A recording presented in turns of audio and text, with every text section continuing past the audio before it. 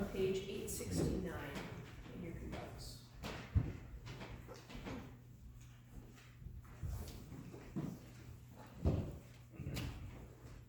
We'll just be reading a few verses today.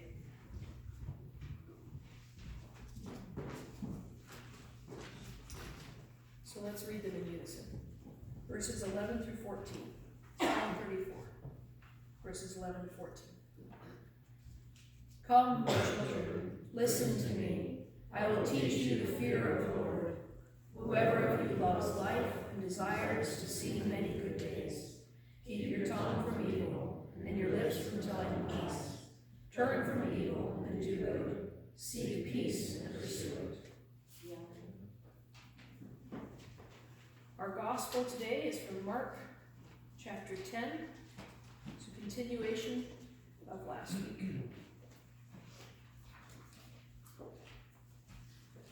We found on page 1575.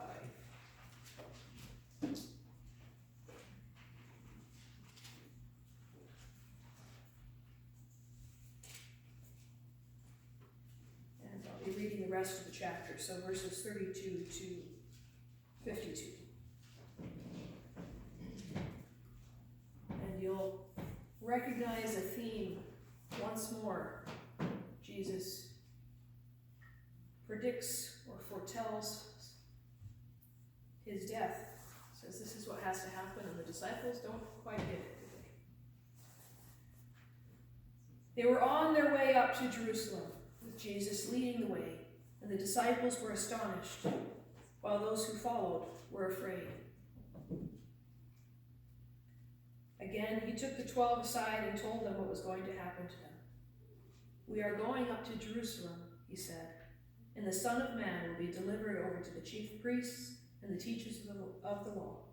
They will condemn him to death and will hand him over to the Gentiles, who will mock him and spit on him, flog him and kill him. 3 days later, he will rise. Then James and John, the sons of Zebedee, came to him.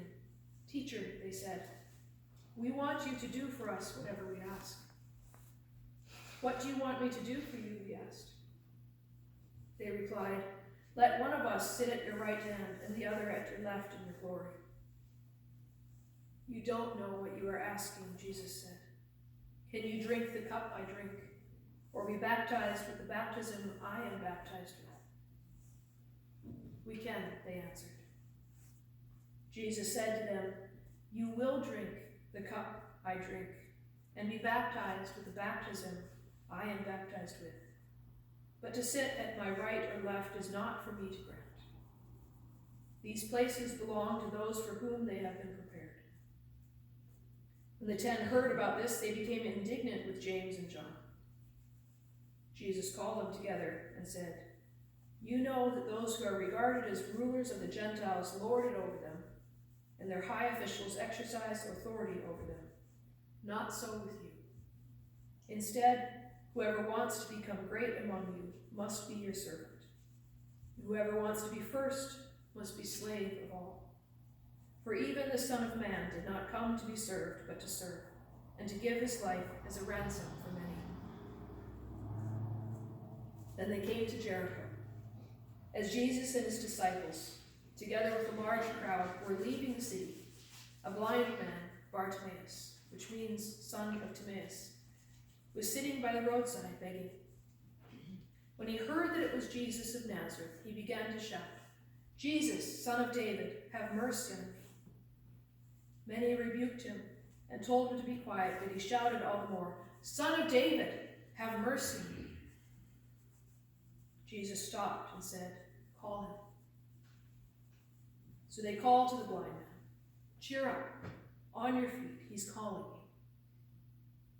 Throwing his cloak aside, he jumped to his feet and came to Jesus.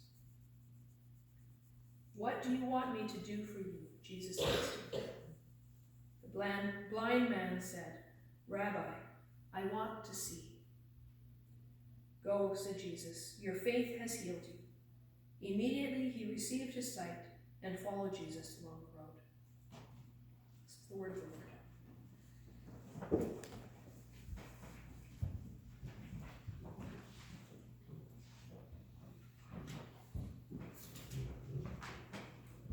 first will be last, and the last first is what we heard last week, right? And now Jesus says, one who would be greatest among you must be servant of all. And that's really what Jesus embodied. He was and is still the servant of all. It's interesting that Mark, when he tells these stories, we have three in a row here where Jesus says, I have to go to Jerusalem and die. And the disciples just don't get it. And then Jesus explains and has to teach them further. This set of stories begins with a blind man being healed and ends with a blind man being healed.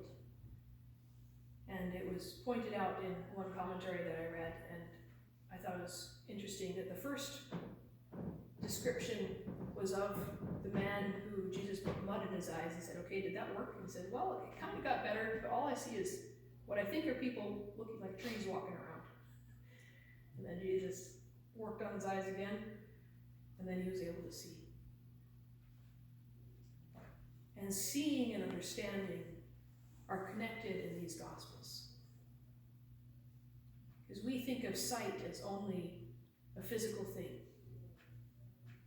When Jesus talks about sight, and what Mark's referring to here is not just sight of the eyes, the sight and understanding of the heart and the mind, and really seeing and understanding who Jesus is. And I think it's interesting that there's this story of the blind man who Jesus didn't quite heal completely the first time. And in some ways, the disciples are kind of like that. They don't see right away. It takes a few times. And I think it takes us a few times as well. That's why we need the repetition, hearing the story again, seeing in a different light again. Is God completely capable of opening our eyes right away like he did with Bartimaeus? Of course. But we sometimes learn the hard way like the disciples did, don't we? Jesus, it says, is going up to Jerusalem with his disciples. The disciples were amazed that Jesus was still going to Jerusalem, and everyone else was afraid. And that just jumped out to me now in this reading, because they knew that Jesus had, in effect, been making a lot of trouble. The Pharisees were not happy, the Sadducees were not happy with him. And the Roman government wasn't exactly happy with him either, because he kept drawing these big crowds. He was a disturber of the peace. He said, okay, you could skip this one, Jesus. You could just sit this one out. You don't have to go up for Passover. Let's just wait. Bide our time. Go up another time. When everything's calmed down. When your life and our life is not in danger. And Jesus says again, but this is the way that I have to go. The Son of Man will be delivered over to the chief priests and the scribes, and they will condemn him to death and deliver him over to the Gentiles. They will mock him and spit on him and flog him and kill him. The other times it just says he's going to die. And here he is much more descriptive. And after 3 days he will rise. He's saying this is going to happen. And it's one of those things that the disciples, after Jesus is raised, remember and go, oh yeah, he said that.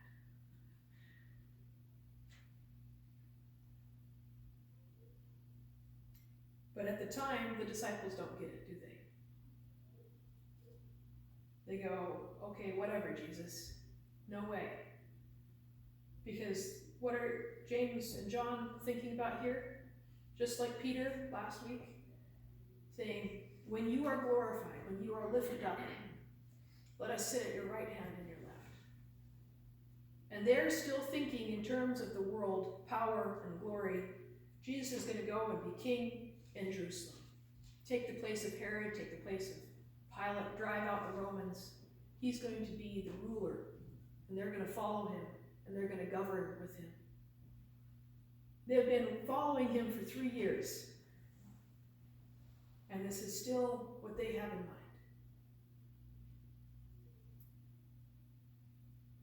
And Jesus says, you don't know what you are asking.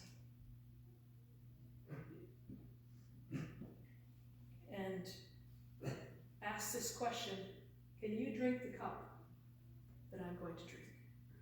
And what's that in reference to? His suffering and death, right? That cup that he drinks at the Last Supper, he refers to as the cup of the covenant. Shed, his blood shed for all of us. He's saying, you are going to drink this cup of suffering as well. When they say, yes, we can do this, I said, okay, you will, but I can't give you this place at my right and my left. And he's looking forward there to Good Friday. Because glorified literally means lifted up. And what happened? How was Jesus lifted up? How was he glorified? By being lifted up on the cross. And soon those places at his right hand and his left were taken. Not in the way that James and John envisioned, right? By a throne. But by 2 thieves who were crucified with him. They too were lifted up like he was.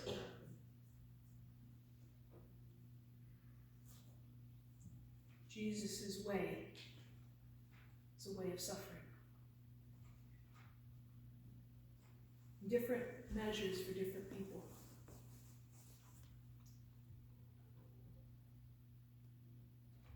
But it is still a way of suffering, and it's not something that we find easy to look at. And the disciples definitely didn't find it easy to grasp.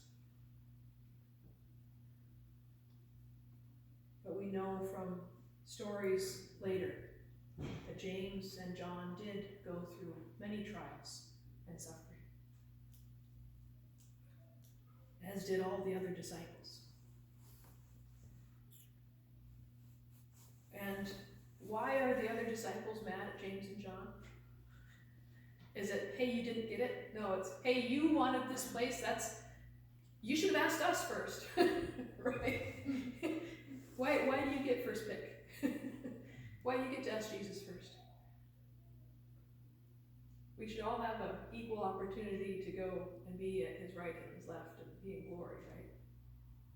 They were all focused on this. It's not just James and John. It wasn't just Peter. It was all of them. And I know when I was a kid, I kept going, but I would have seen it. These disciples were just stupid. But we can't say that, can we? Because we still have the same difficulties those disciples did. Say, yeah, we read it, but understanding it, grasping it, seeing what it means in our lives. If we put ourselves in the shoes of the disciples, would we really get it faster than they did? Would our eyes be opened faster than theirs? I don't think so. Because we too are human and see in ways that are human and not in God's ways and not with God's eyes. We need Jesus to transform the eyes of our hearts and our minds so that we can understand Jesus' way. And when we see those around us who also don't understand, we need to ask the Lord to open their eyes. Because Jesus says, unless God opens their eyes, they will not see and they will not understand. And it was true for the disciples as well. What is wisdom? The wisdom of God is foolishness to the world. The wisdom of God in sending Jesus to suffer and to die was foolishness to the disciples and is often foolishness to us. So how does the story of Bartimaeus connect to this? This blind beggar who lived along the road to Jericho, one who couldn't see with his physical sight, recognized who Jesus was. Because what is the title that he calls him? Son of David. He's hailing him as King, Son of David, the one who heals. Because David had been promised, right, that someone would sit on his throne and of his line would be there forever. So, Son of David, Jesus, have mercy on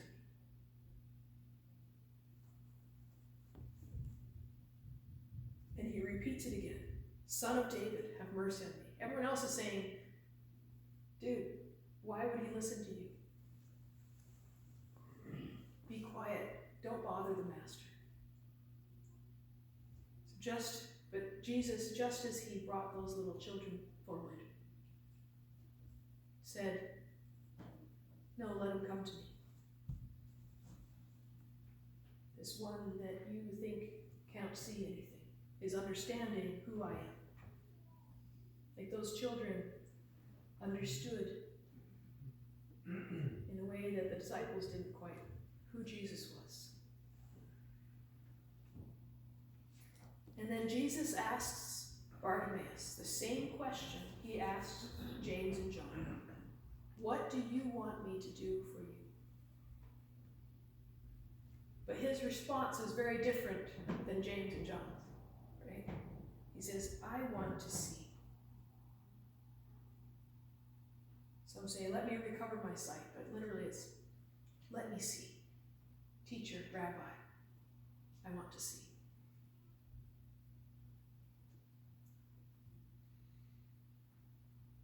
And Jesus said to him, go on your way. Your faith has made you well. And I like this line here. Immediately, that's one of course, Mark's favorite words. He recovered his sight and followed him on the way. Followed Jesus on the way. And they have this, of course, from Bartimaeus, who followed Jesus on the way.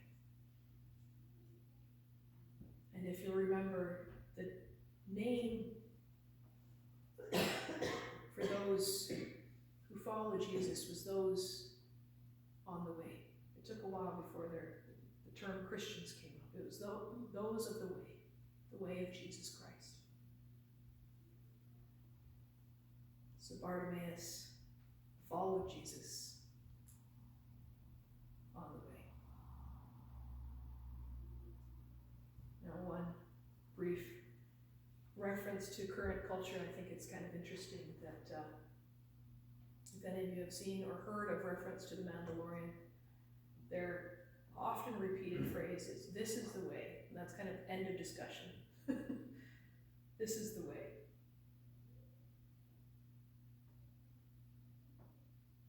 Jesus has a different way. He says, this is the way for each of us, is to walk with him as he walks with us, which can be, and often is, the road of suffering. But you know, Jesus walked it ahead of us and continues to walk ahead of us and beside us and behind us on his way. Jesus' way is the way to the cross. And he calls us to follow him in service to others and in service to him. This is Jesus' way. Amen.